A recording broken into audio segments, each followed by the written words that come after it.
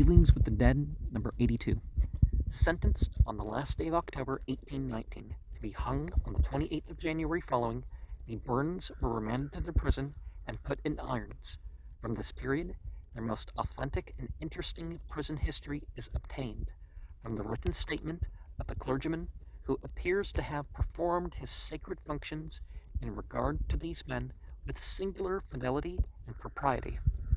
This clergyman, the Reverend Lemuel Haynes, belonged to that class of human beings commonly denominated colored people, a term to which I have always sturdily objected, because drunkards, who are often a highly colored people, may thus be confounded with temperate and respectable men of African descent.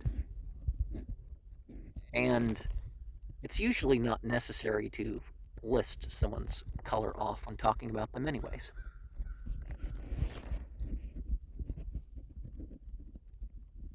Mr. Haynes was, in part, of African parentage, and the author of the narrative and occasional sermon to which I have referred at the commencement of these articles. There flourished, in this city, some 35 years ago, a number of very respectable Negro musicians associated as a band, and Major Russell, the editor of the Sentinel, was in the habit of distinguishing the music by the color of the performers. He frequently remarked in his journal that the black music was excellent, if this phraseology be allowed. I cannot deny that the black or colored narrative of Mr. Haynes is very interesting, and that I have seldom read a black or colored discourse with more satisfaction, and that I have read many a white one with infinitely less. Now, nowadays, things are a bit different. Black culture is not the same thing as, oh, they were segregated and all that other stuff. It's actually not even financed by that group. But the editor of the New York Sun, under date January 25th, 1850, says, "Yesterday we were waited on by the Reverend Lemuel Haynes of this city. The person who, convinced of the innocence of the condemned parties, aided in finding the man supposed to be murdered. The sun must have been under a total eclipse. This very worthy man, the Reverend Lemuel Haynes, who figured honorably for himself in the affair of the Burns, was born July 13th, 1753, who died September 23rd, 1833, at the age of 30. I think that says 30, not 90. As the gentleman who conducts the chariot of the sun will discover by turning to Cooley's sketches of the life and character of the Reverend Lemuel Haynes, New York, 1839, page 312, some dark object must have passed before the editor's eye. Previously to their trial, and after the arrest of Stephen, the Reverend Mr. Haynes expressly states that Jesse, having had an interview with Stephen, positively denied his own former statement that Stephen had admitted he killed Colvin. These are the words of Mr. Haynes. During the interval, the writer frequently visited them in his official capacity, and did not discover any symptoms of compunction, but they persisted in declaring their innocence with appeals to heaven. Stephen at times appeared absorbed in passion and impatience. One day I introduced the example of Christ under sufferings as a pattern worthy of imitation. He exclaimed, "I am as innocent as Jesus Christ," for which extravagant expression I reproved him. He replied, "I don't mean I am guiltless as he was. I know I am a great sinner, but I am as innocent of killing Colvin as he was."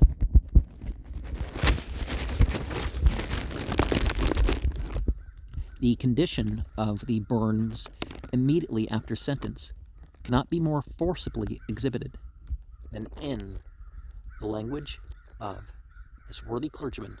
None can express the confusion and anguish into which the prisoners were cast on hearing their doom. They requested by their counsel liberty to speak, which was granted in the sighs and broken accents They asserted their innocence. The convulsion of nature attending Stephen at last was so great as to render him unable to walk, and he was supported to the prison. Compassion was excited in the hearts of some, doubts peradventure in the minds of others. A petition was presented to the General Assembly, and the punishment of Jesse was changed to imprisonment for life. 97 deadly noes against 42 merciful ayes decided the fate of Stephen. On the 29th of October, 1819, Jesse bade Stephen the last farewell and was transferred to the state prison at Windsor. I visited him, Stephen says, Mr. Haynes, frequently with sympathy and grief, and endeavored to turn his mind upon the things of another world, telling him that as all human means had failed, he must look to God as the only way of deliverance. I advised him to read the Holy Scriptures, to which he consented, if he could be allowed a candle, as his cell was dark. This request was granted, and I often found him reading. He was at times calm, and again impatient. Upon another occasion, still nearer the day of the prisoner's doom, the last of earth, Mr. Haynes remarked that Stephen addressed him thus: Mr. Haynes, I see no way but I must die. Everything works against me, but I am an innocent man. This you will know after I am dead. He burst into a flood of tears and said, What will become of my poor wife and children? They are in needy circumstances, and I love them better than life itself. I told him God would take care of them. He replied, I don't want to die. I wish they would let me live, even in this situation, somewhat longer. Perhaps something will take place that will convince people I'm innocent. I was about to leave the prison when he said, Will you pray with me? He arose with his heavy chains on his hands and legs, being also chained down to the floor, and stood on his feet with the deep and bitter sighings. On the 26th day of November, 1819, 2 brief months before the time appointed for the execution of Stephen Bourne, the following notice appeared in the Rutland Herald: Murder. Printers of newspaper throughout the United States are desired to publish that Stephen Bourne of Manchester in Vermont is sentenced to be executed for the murder of Russell Colvin, who has been absent about 7 years. Any person who can give information of said Colvin may save the life of the innocent by making immediate communication. Colvin is about 5 feet 5 inches high, light complexion, light hair, blue eyes, about 40 years of age. Manchester, Vermont, November 26, 1819.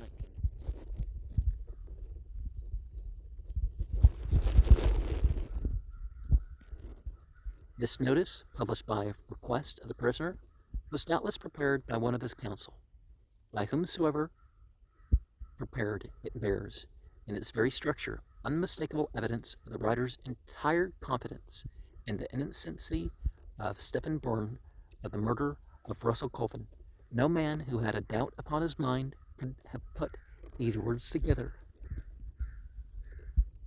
in the very places where they stand, except for money, right?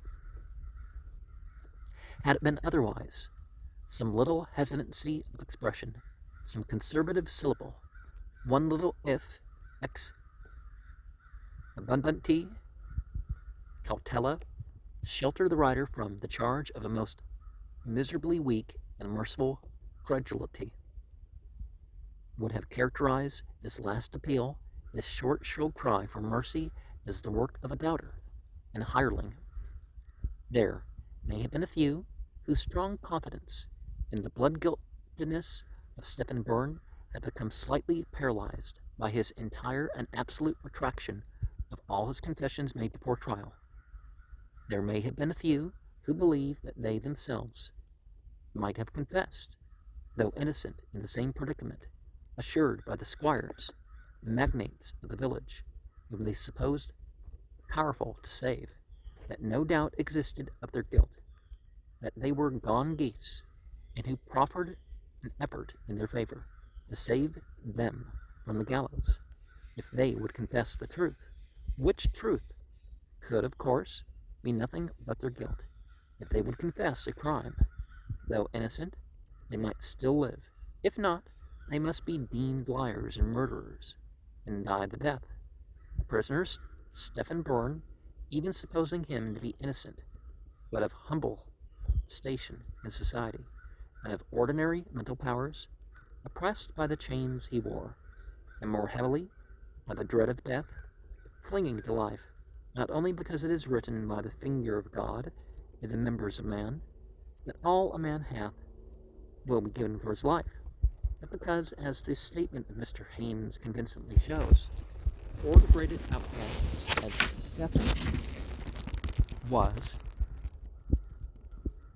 he was deeply and tenderly attached to his wife, and children might well fall under the temptation so censurably spread before him. There may have been a few who were compelled to doubt if Stephen were a murderer. Upon hearing the simple narrative spread through the village by the worthy clergyman of the fervent and awful declaration of Stephen Bourne in a moment of deep and energetic misery, I am as innocent of the murder of Russell Colvin as Jesus Christ. But the strong current of popular indignation ran overwhelmingly against him by a large number. The brief notice published in the Rutland Herald was undoubtedly accounted a mere personal or professional attempt to produce an impression of the murderer's innocence in the hope of commutation or of pardon, and with many it certainly tended to confirm the prejudice against him. Days of unutterable anguish were succeeded by nights of frightful slumber. The cell was feebly lighted by the taper allowed him with unpractised fingers. The prisoner turned over the pages of God's holy word, but a kind, faithful guide was at his elbow. The voice of fervent prayer, amid the occasional clanking of the prisoner's fetters, went up to that infallible ear that is ever ready to hear. The judicial power had consigned this victim to the gallows. The general sense had decided that Stephen Bourne ought not to live. To prepare him to die was the only remaining office for the man